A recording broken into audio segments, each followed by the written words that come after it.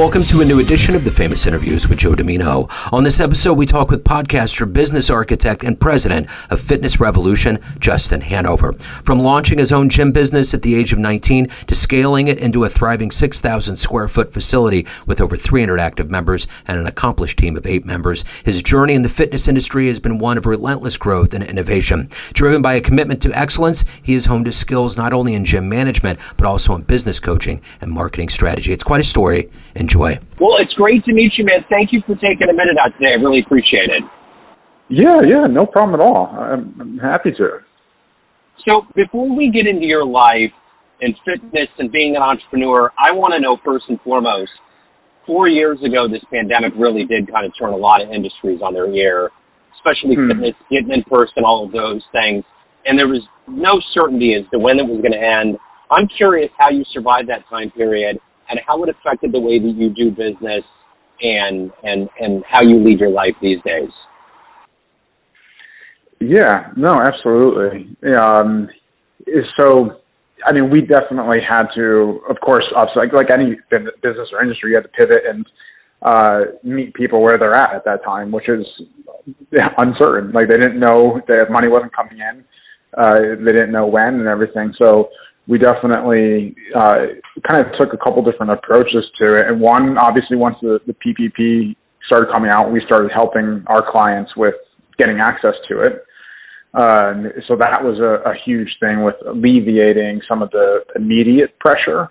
And then, of course, then we adjusted our own rates internally to kind of reduce them and help alleviate some of the burden with them. And then, of course, then helping them pivot with going online and providing their services online and retaining their client base to bridge to where they can get back open again. So it's kind of like 3 different approaches that we took to it. And of course, obviously, had to adapt to different locations, because each state obviously is kind of a little different with how they handled it and the severity level of closing businesses and things like that.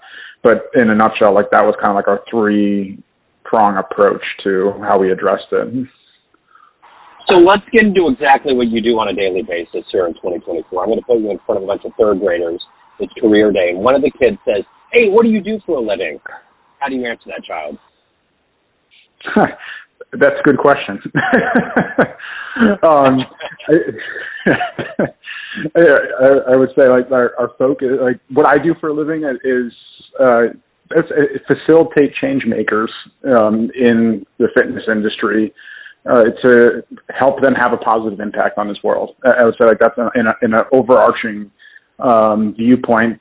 That is like kind of like our mission and what I draw, like what everything I do every day is in alignment with that. If it's not in alignment with facilitating that, then it's not being done. And then, of course, I mean, you get into the granular, the nuts and bolts of what we do or what I do every day, of course, but in the overarching theme is, okay, am I facilitating and helping fitness business owners be successful in their venture so that they can have a ripple effect from there? So let's go back to when you were at that age, say 10, 11, 3rd grade. What did you want to be when you grew up? What was your dream? I would say at that age, I was like, I wanted to be the next Michael Jordan. Didn't quite happen. I would say like that was definitely the thing for me at that time. Yeah, I don't think I really ever like envisioned like something set and specific. At that age, at that point, it was like really sports and everything. That was a big part of my life. So hence the dream of becoming the next Michael Jordan was the focus at that point. But I would say growing up and everything like that, I was just had a desire to go off on my own, create, like not like necessarily follow the standard path. And that kind of led me to where I went. But I never was like, this is what I'm going to be, and like I have to follow this path. So take me back to where you were born and raised and how these seeds of being an entrepreneur, finding your own path, getting into health and fitness, how did all of these seeds get planted and grow into who you are today? Yeah, actually. So I grew up and was born in Watertown, Connecticut. And that's pretty much raised and lived my life for most of my life. But I was like, it wasn't something like being entrepreneurial. Definitely wasn't something that was shown to me. Like none one of my family had business or anything like that. So it was definitely, I would say to some degree, like born with me in that sense, like just having that desire to create and make something. Like that was definitely not something that was from my environment, but I did grow up in an environment that I guess that helped facilitated the skill set or the mental side of it, the mental strength. So we didn't have like easy life growing up. My parents were, I would say, pretty much poor. I mean, we went through bankruptcy, things like that. I dealt with like different issues, like with my mother, even battling like eating disorders, things like that. So I grew up in a situation where, like, you kind of had to be like that. You had to develop that level of mental tough and like understand how to push through things, and not necessarily getting that instant satisfaction.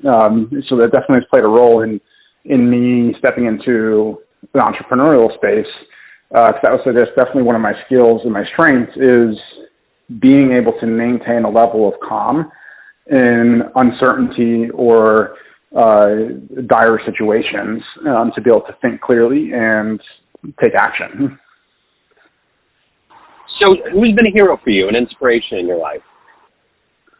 Man, I was quite a few different people. I say one of my first mentors has definitely had a huge impact on my life. He was kind of like the first person to believe in me with stepping into owning my own business. So much so that like he gave me like one of his spaces that he had in our town for like give me 6 months rent free to be able to like start building something, because he just saw this desire and this fire in me and wanted to let it flourish. And of course, like just the insights and the conversations that I would have with him, it was definitely somebody that had a huge impact on my life. And yeah, I would say he was probably like the first one to have like a stamp on me. So in the world of, business and entrepreneurs, if you could meet one fascinating person that exists out there in the world and spend a little time with them, who would it be? That's a good question. I don't know. I guess, there's maybe a few different people. I don't necessarily, like I say, like idolize one person or the other. It would probably be more based on skill set and stuff like that. But if I have to say somebody that is probably more well known in that aspect, probably Alex Hormozy would be somebody that I feel like would be a valuable conversation. So what is your motivation every day to wake up to do the work that you do? What is it that gets you out of bed? What is it that helps you do your job and to evolve?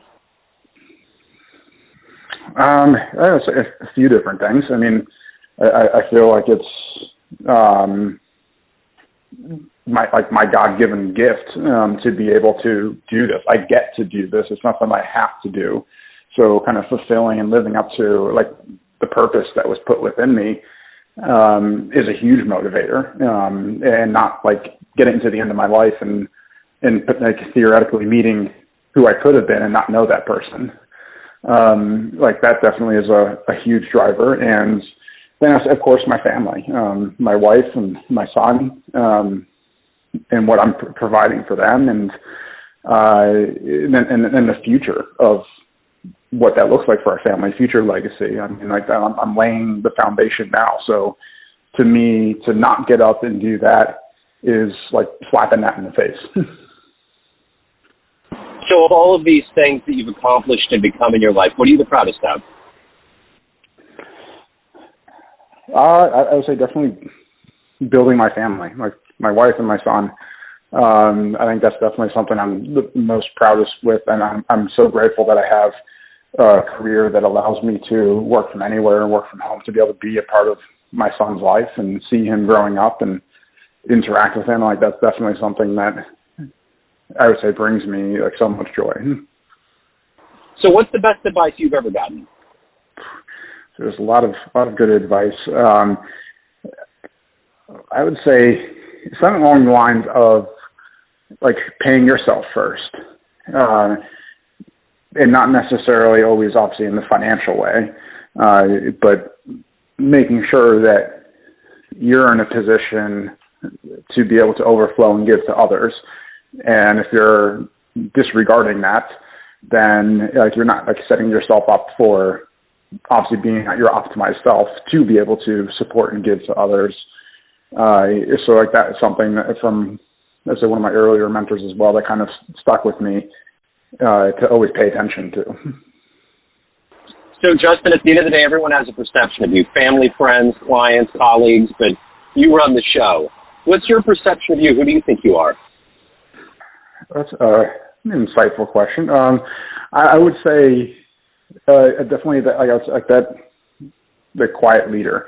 Like I'm somebody that leads through action. Is kind of what my goal is. My goal is always to set others up for success. Like I never want to be necessarily the limelight. So I see myself as somebody who genuinely cares about the success of other people and doing what I need to do to make sure that they are moving down the right path. So being a servant leader, I say, is something that I definitely see in myself. So, Justin, if anyone wants to find out more about what you're doing, reach out to you, any of the good business, where do they go? Yeah, no, absolutely. So, I mean, you can always check out our website, frnation.com. And if you want to just connect with me personally, my email is justin@frnation.com. I'm always happy to welcome new connections. If you have any questions or just want to chat or we resonate with anything that I've brought up in this discussion, then I'm happy to explore that connection together. Wonderful. Justin, this has been great, man. Thank you for your story. Thank you for your time. Keep doing the great work. Thank you so much, Joe. I appreciate coming on. Thanks for tuning in to another famous interview with Joe Dimino, where we cover the world of art, literature, business, spirituality, music, and more from around the globe. Our esteemed theme music was composed and produced by the great E.E. Pointer of Kansas City's River Cow Orchestra. If you want to hear more interviews, visit the Famous Interviews with Joe Dimino channel on YouTube. You can also find us on Spotify and Apple Podcasts. Thanks again for listening, and until next time.